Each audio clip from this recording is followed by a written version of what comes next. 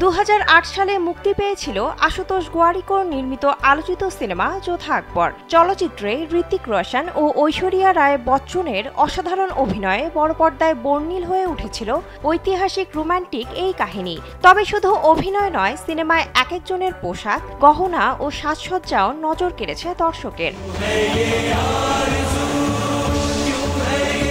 ভারতীয় গণমাধ্যম সূত্রে জানা যায়, এই সিনেমায় ঐতিহাসিক মুঘল আমলের বাস্তব চরিত্র ফুটিয়ে তুলতে সাজসজ্জার জন্য ব্যবহার করা হয়েছিল প্রচুর পরিমাণে গহনা।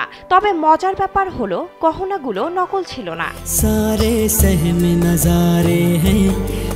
স্যান্ডেলিনা সো, রূপচর্চায় আভিজাত্য।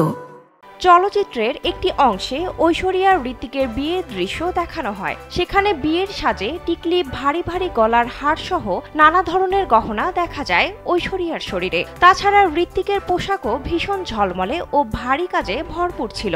সম্প্রতি একাডেমি মিউজিয়ামের কালার ইন মোশনে যোধা আকবর সিনেমায় ব্যবহৃত ঐশ্বরিয়া রায় বচ্চনের পরিহিত সেই পোশাক প্রদর্শিত হয়, যা আকর্ষণ করে দর্শনার্থীদের।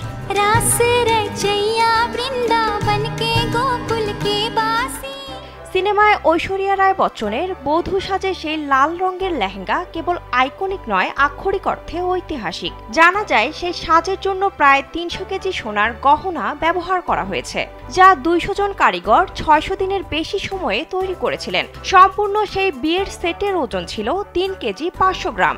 ঐশ্বরিয়া তার চরিত্রের সবচেয়ে কঠিন অংশগুলোর মধ্যে এটিকে অন্যতম বলে মন্তব্য করেছিলেন। এছাড়াও সিনেমাটির জন্য যেসব অলংকার তৈরি করা হয়েছিল, তাতে 400 কেজি সোনা এবং মূল্যবান পাথর ব্যবহার করা হয়েছিল।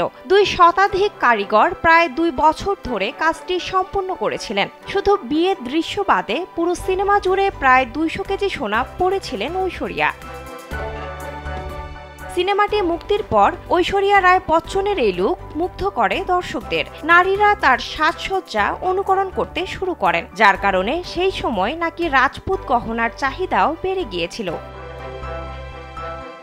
1562 সালের মুঘল সম্রাট আকবর রাজপুত রাজকুমারী যোধাবাইয়ের প্রেম এবং রাজনৈতিক জোটের বাস্তব গল্প নিয়ে নির্মিত হয়েছে যোধা আকবর। 40 কোটি রুপি বাজেটের এই সিনেমা বিশ্বব্যাপী আয় করে 107 কোটি ভারতীয় রুপি। বিনোদন ডেস্ক, কালবেলা।